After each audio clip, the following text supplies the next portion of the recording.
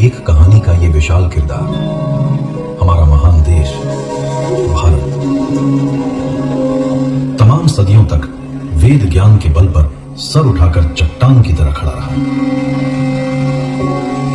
ऐसी अतुल्य और अचिंत्य संस्कृति जो हजारों सालों से अखंडित आज भी इस देश की आत्मा की तरह जीवित है।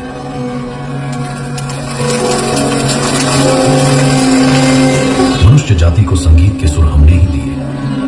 ज्ञान विज्ञान का मूल स्त्रीत ये आर्यावर्त ही रहा। उन्नत आयुर्वेद का कारण ही महाभारत के भीष्म 250 वर्ष की अवस्था में युद्ध के मैदान में थे। गणित के मूल सूत्र, अग्नि विद्या, शब्द विज्ञान, रंगों की विद्या, रसायन विद्या, शल्य चिकित्सा, ब्रह्मांड का ज्ञान, खगोल विद्या, नाट्य शास्त्र, योग विद्या, वास्तुकला, हमने ही तो दुनिया को दी। अणु और परमाणु विद्या के स्रोत हम ही थे। हमारे ही चक्रवर्ती सम्राटों के आधिपत्य को विश्व भर के राजा स्वीकार करते थे। मनुष्य समाज को संविधान भी हमने ही मनुस्मृति के रूप में दिया।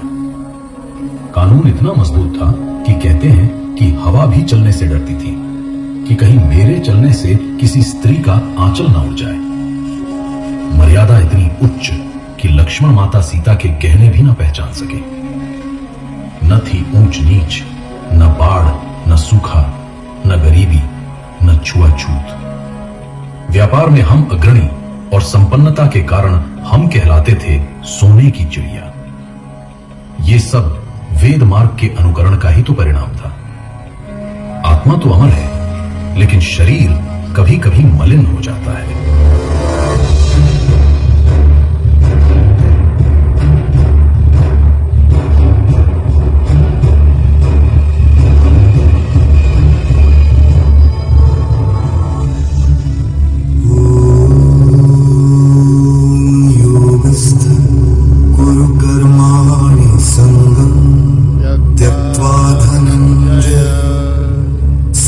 सिद्ध्यो समभूत्वा समत्वं योग उच्यते। महाभारत के भीषण युद्ध में श्री कृष्ण ने भारत के ज्ञान की झलक मात्र गीता के स्वरूप में सुनाई। लेकिन महाभारत के महाविनाशकारी युद्ध ने हमें केवल दिया ही नहीं, हमसे बहुत कुछ ले भी लिया। धर्म की रक्षा तो हुई, किंतु विनाश भी बहुत हुआ, महाविनाश। युद्ध में धर्म का अनुसरण करने वाले बड़े बड़े योद्धा वीर गति को प्राप्त हुए। बड़े बड़े आचार्य संसार से विदा हुए। बड़े बड़े राजा, चक्रवर्ती सम्राट विदा हुए और राज सत्ताएं कमजोर हो गई। जो बचे उन्होंने अपना स्वार्थ साधने के लिए धर्म की बलि दे दी और समय के वेग में ज्ञान पीछे छूट गया। वेदों का गलत अर्थ बताकर उसी नए गलत अर्थ को ज्ञान की तरफ प्रकाशित किया गया। राजसत्ताएं सेवा का धर्म छोड़कर ऐशो आराम को अपना लक्ष्य बना बैठे। 12वीं 13वीं शताब्दी आते आते ये सोने की चिड़िया गुलाम होने लगी थी। ओम नमः शिवाय। जब सोमनाथ का मंदिर लूटा जा रहा था, तब हम हाथ जोड़कर भगवान से प्रार्थना कर रहे थे कि अपनी भी रक्षा करो और हमारी भी।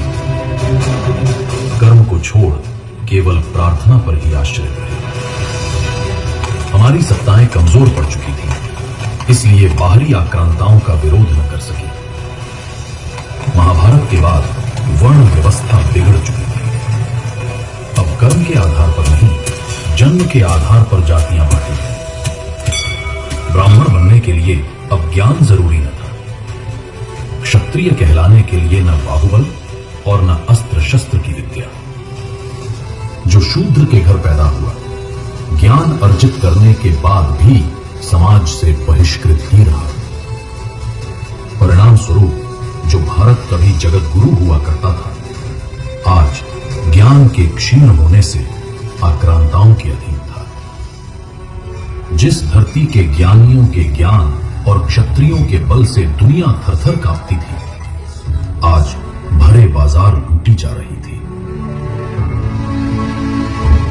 भारत की अमर आत्मा, उसकी संस्कृति अब अपना स्वरूप खोने लगी थी।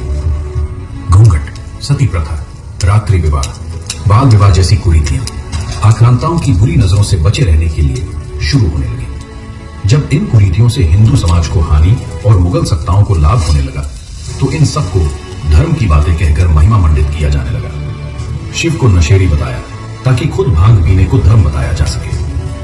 कृष्ण को रसिया बताया, उनके निष्कलंक जीवन में गोपियों की बातें डाली गई ताकि खुद के लिए इन कार्यों को करने का रास्ता बनाया जा सके। हम इसी सब चरित्रहीनता में फंसकर गरीब होते चले गए। मंदिर नष्ट किए गए, विश्वविद्यालय तोड़े गए और पुस्तकालयों को जला दिया गया। गुरुकुल प्रणाली नष्ट हो गई।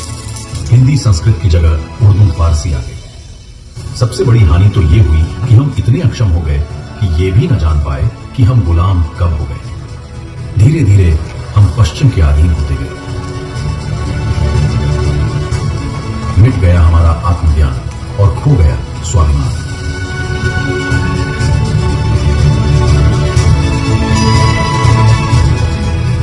एक आक्रांता से दूसरे के हाथ में हमारी भारत मां की अस्मिता कब सौंप दी गई, हमें पता भी न चला। हमारे लिए इससे शर्मनाक और क्या होता। लेकिन हम इन सब परिस्थितियों से निकले भी, जागे भी, उभरे भी, लड़े भी और आज एक स्वतंत्र राष्ट्र में स्वाभिमान से जी भी रहे हैं। आज हम फिर सर उठाकर खड़े हैं, गर्वित अपनी महान संस्कृति पर सोचा कभी किसने हमें झंझोड़ा, जगाया और एहसास कराया कि सच्चा सुख स्वशासन में ही है। आखिर वो कौन था जिसने हमें एक महान मंत्र दिया, स्वदेशी का महान मूल मंत्र? किसने हमें सोने की चिड़िया के सुखद उड़ान का सपना फिर से दिखाया? आखिर कौन था जिसने सर्वप्रथम यह बताया कि भारत विश्व का सिरमौर था, तुम्हारा था, ये आर्यावर्त तुम्हारा ही रहेगा? क्या जानना नहीं चाहेंगे किसने समाज और राष्ट्र की परिवर्तन के लिए क्रांतिकारी पैदा किए? जानना चाहोगे ना? आइए जाने उस महान व्यक्तित्व और उनका महान